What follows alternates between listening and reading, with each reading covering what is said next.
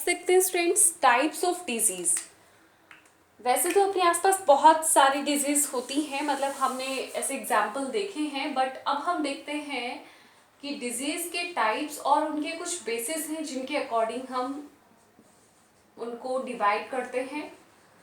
Disease of type पहले हम देखते हैं उसके ट्रांसमिशन के बेस पर, on the basis of transmission. Transmission का मतलब है कि वो कैसे फैलती हैं।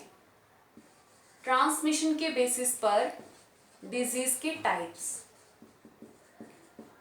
तो ट्रांसमिशन के बेसिस पर एक टाइप होता है इसका इन्फेक्शियस डिजीज, और दूसरी होती है इसकी opposite non infectious disease. Non infectious disease. Okay students, तो इन्फेक्शियस और नॉन इन्फेक्शियस डिजीज क्या होती हैं, जैसा कि इनके नेम से भी शो हो रहा है। इन्फेक्शियस डिजीज होती हैं, ये one person to another person transfer होती है। This disease transfer from infected person to healthy person। किसी हेल्दी पर्सन को डिजीज ट्रांसफर हो जाती हैं तो उनको हम बोलते हैं इन्फेक्शियस डिजीज। और these disease do not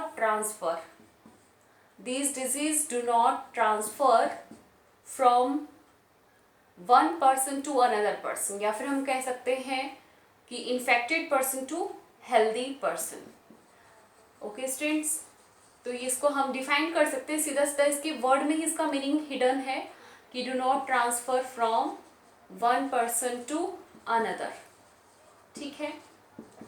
दूसरा, ये जो डिजीज होती है इनका कॉज क्या होता है। ये डिजीज पैथोजेंस की वजह से स्प्रेड होती है। Transmission is done by pathogen. ये पैथोजन आप पढ़ा हुआ है आप लोगों ने कि जो डिजीज कॉजिंग माइक्रोब होते हैं उनको हम बोलते हैं पैथोजन। और इसमें आते हैं जैसे कि बैक्टीरिया, वायरस, प्रोटोजोआ, फंगी, तो ये सब चीज़ें इसी में आती हैं, डिजीज कॉजिंग माइक्रोब्स में आती हैं, जिनको हम पैथोजन कहते हैं। ये पैथोजन की वजह से होती हैं और ये नॉट बाय पैथोजन, यानी पैथोजन से ट्रांसफर नहीं होती हैं। These diseases are not transferred by pathogen।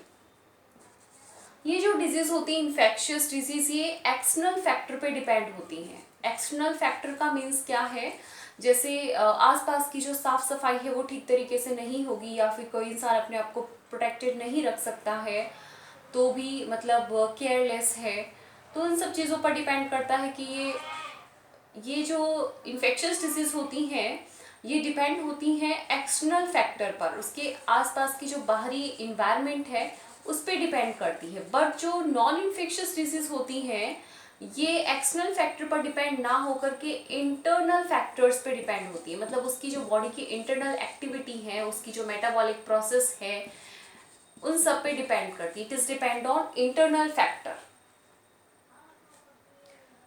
तो इन्फेक्शियस डिजीज और नॉन इन्फेक्शियस डिजीज जो है इनको हम इजीली डिफाइन कर सकते हैं। इसके एग्जांपल जैसे कि कोल्ड हो गया, कफ हो गया, तो ये छोटी छोटी जो डिजीज होती हैं, जो किसी एक, जैसे आपने देखा होगा कि इस क्लास के अंदर होता है कोई बच्चा और आपके पास बैठा है, उसको कोल्ड है, तो उसके पास बैठे वाले बच्चे को भी वो कोल्ड हो सकती है। कफ भी एक से दूसरे में ट्रांसफर होता है, खांसी होती है। लेकिन कुछ डिजीज ऐसी हैं जैसे किसी को बीपी की प्रॉब्लम होती है, ब्लड प्रेशर प्रॉब्लम है, या फिर स्टमक एक होता है, तो वो उसी पर्सन को ही रहता है, मतलब उससे किसी दूसरे पर्सन को नहीं होता। ब्लड प्रेशर है या फिर हार्ट प्रॉब्लम है, तो ये उसके एक्सटर्नल फैक्टर पे डिपेंड नहीं करता है, ये उसके इंटरनल फैक्टर पे डिपेंड करता है। तो इसलिए हम इसको बोल रहे हैं नॉन इन्फेक्शियस डिजीज। ये इन्फेक्शन की वजह से ट्रांसफर नहीं होती है। तो बहुत ही इजी सा टॉपिक है इन्फेक्शियस डिजीज और नॉन इन्फेक्शियस डिजीज। ये one person to another person transfer होती है और ये one person to another person transfer नहीं होती। ये पैथोजेंस की वजह से होती हैं, बैक्टीरिया, वायरस, फंगी, इन सब की वजह से, लेकिन ये पैथोजन पे बेस्ड नहीं होती। ये जो डिजीज होती है वो एक्सटर्नल फैक्टर पे डिपेंड होती हैं, ये इंटरनल फैक्टर पे डिपेंड होती हैं। एग्जाम्पल पे आप याद रख सकते हैं कि कोल्ड है, कफ है, टीबी है, तो ये सब डिजीज ट्रांसफ़र हो जाती हैं, but BP, heart problem, kidney related problems, तो ये जो या फिर कैंसर है, तो ये डिजीज़ ट्रांसफ़र नहीं होती हैं, ये उस पर्सन की बॉडी में ही रहती हैं और फिर आगे इनसे कंटामिनेशन या फिर कह सकते हैं कि जो इन्फेक्शन है वो नहीं होता। तो ये ट्रांसमिशन के बेसिस पे था। दूसरा हम देखते हैं, ट्रांसमिशन के अलावा दूसरा इसका बेसिस है डिजीज़ को कैटेगराइज करने का, वो है ड्यूरेशन के अकॉर्डिंग, मतलब टाइम पीरियड के अकॉर्डिंग। सेकंड जो बेसिस है डिजीज़ का, on the basis of duration. Duration का मतलब है पीरियड ऑफ टाइम, कितने समय के लिए वो डिजीज हुई है। तो अब आपको पता है कि जो डिजीज होती हैं, समय का मतलब है एक डिजीज ऐसी होगी जो थोड़े समय के लिए होती है और दूसरी डिजीज जो लॉन्ग टाइम के लिए होती है। तो जो शॉर्ट पीरियड ऑफ टाइम के लिए डिजीज होती है उसको हम कहते हैं एक्यूट डिजीज। आपने मैथमेटिक्स में भी पढ़ा है, एक्यूट एंगल होता है 90 से छोटा, तो वैसे ही छोटे टाइम के लिए, मतलब थोड़े टाइम के लिए जो डिजीज है उसको हम कह रहे हैं एक्यूट डिजीज, और जो लॉन्ग टाइम के लिए होती है उसको हम बोलेंगे क्रॉनिक डिजीज। तो इस तरीके से डिजीज के 2 टाइप हैं, on the basis of time या फिर ड्यूरेशन के according, acute disease and chronic disease. तो एक्यूट डिजीज को हम कैसे डिफाइन करेंगे कि ऐसी डिजीज जो शॉर्ट पीरियड ऑफ टाइम के लिए होती है उसको हम बोलेंगे एक्यूट डिजीज, और जो लॉन्ग पीरियड ऑफ टाइम तक चलती है उसको हम बोलेंगे chronic disease. Short period of time के लिए होती हैं उनको हम कहेंगे एक्यूट डिजीज, और लॉन्ग पीरियड ऑफ टाइम के लिए जो होती हैं उनको हम बोलेंगे क्रॉनिक डिजीज। तो इसको हम डिफाइन कैसे करेंगे कि the disease which last for short period of time, जो थोड़े समय में ठीक हो सकते हैं जिस डिजीज से हम, वो हो जाएगी एक्यूट डिजीज। और इसका अपोजिट रहेगा the disease which last for long period of time, उस डिजीज को हम बोलेंगे क्रॉनिक डिजीज।